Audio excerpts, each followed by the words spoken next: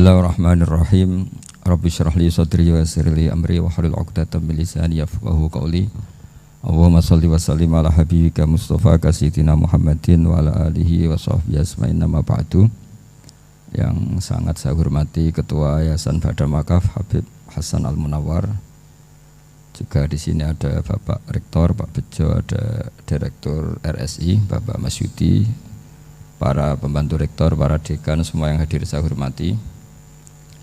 Ini karena acara kampus, acara rileks, saya akan menyampaikan kajian ilmiah secara rileks bahwa ini meringati tahun baru itu jelas salah ini. Ini bukan tahun baru ini, tahun terakhir. Karena ini tanggal 29 ya. 29. Jadi ini meringati akhir tahun. Tapi karena rektornya itu orang bejo, dalah itu nggak ada yang nyoal kesalahannya. Jadi ini orang pinter sama orang bejo itu hebat orang bejo. Saya ini orang pinter, maka tahu kalau ini itu akhir tahun, bukan awal tahun. Tapi saya ada orang bejo, pinter saya tidak terekspos, sehingga orang tetap saja bilang ini peringatan awal apa? Tahun. Jadi menang orang bejo gitu. Ini akhir tahun apa awal tahun? Hari ini akhir tahun. Berarti ini peringatan apa? Akhir tahun. Hanya orang bejo yang kesalahannya tidak dikoreksi. Jadi ini alhamdulillah. Jadi ya, tapi ini kesalahan yang tidak maksiat. Insya Allah dimaafkan Allah Subhanahu Wa Taala ini, karena kesalahan itu ada dua, ada kesalahan yang maksiat, ada kesalahan yang tidak maksiat. Saya punya komitmen terhadap agama ini, baik tadi yang dikatakan Pak Rektor, ada unsur ulama, ada unsur habaib, ada unsur pengusaha, ada unsur birokrat. Di antara kenangan-kenangan saya dari Syekhina guru kita bersama Kiai Haji Maimun Zubair, beliau itu sering dawuh, sering ngendikan, dan itu saya sampaikan juga ketika 7 hari wafatnya Agus Robah, cucu Mbah Maimun, putra Agus Subah. Di antara yang beliau katakan itu adalah sok hak agama itu sing nggawa pegawai negeri. Itu berkali-kali beliau ngendikan gitu. Ya saya agak bantah. Lah kalau santri bah, ya santri karuan mesti nggawa agama, tapi sok mben sing nggawa pegawai negeri. Setelah saya jadi kiai dan penelitian, saya itu berkali-kali didatangi dokter, tentara, juga polisi. Mereka sering bilang gini, Gus saya ini dokter negeri.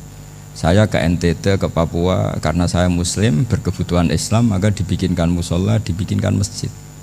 Kalau kiai tidak bisa, bikin sendiri urunan, mau narik siapa gitu. Mau narik tarikan di jalan yang mau nyumbang siapa. Tapi kalau kebutuhan negara, karena tugas negara, ya difasilitasi negara dan tidak dianggap misionaris karena negara. Begitu juga di beberapa negara yang non muslim kayak di Argentina, di Venezuela, itu ada masjid, ada kajian Islam ya karena duta besar, dan itu aparat negara. Disinilah kearifan para ulama berkoalisi dengan umarok dengan makna yang positif, bahwa agama ini harus ditopang umarok, sistem negara. Tentu di situ ada tentara, ada polisi, ada macam-macam. Kita sebagai kiai juga enggak berdaya di depan para bandar narkoba apa-apa kalau enggak ada BNN.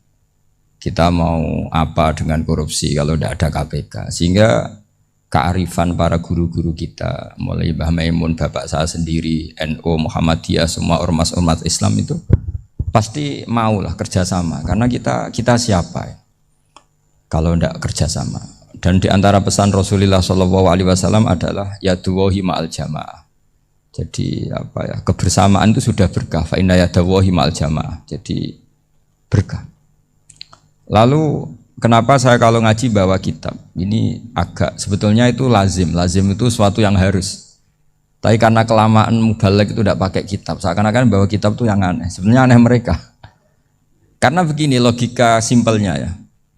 Umat Nabi ini berhak dapat apa coba? Berhak dapat warisan yang paling luhur, paling hebat, paling jernih. Apa itu Quran dan hadis? Pertanyaannya, siapa yang paling punya hak otoritatif untuk menerangkan Quran hadis? Ulama. Ulama yang mana? Ya yang kapabel, yang sudah diakui dunia kayak Imam Ghazali, Imam Bukhari, Imam Syafi'i.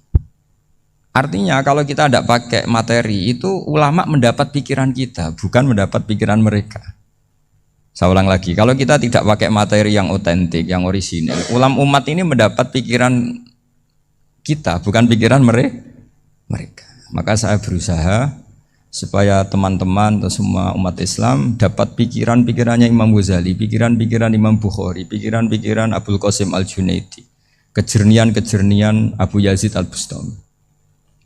Kejernian itu diantaranya adalah misalnya makalah yang menurut saya itu makalah yang super. Jadi untuk ngadepi krisis karena COVID atau karena apalah, itu lama dulu sederhana sekali. Beliau-beliau punya rumus yang mungkin jarang didengungkan orang, tapi saya akan kampanye rumus ini. Al-istighna, hakikatul istighna itu adalah al-istighna anis syai' labihi. Jadi pemenuhan kebutuhan yang sebenarnya adalah kita berusaha menghindari sebanyak mungkin kebutuhan yang sekunder, yang enggak penting.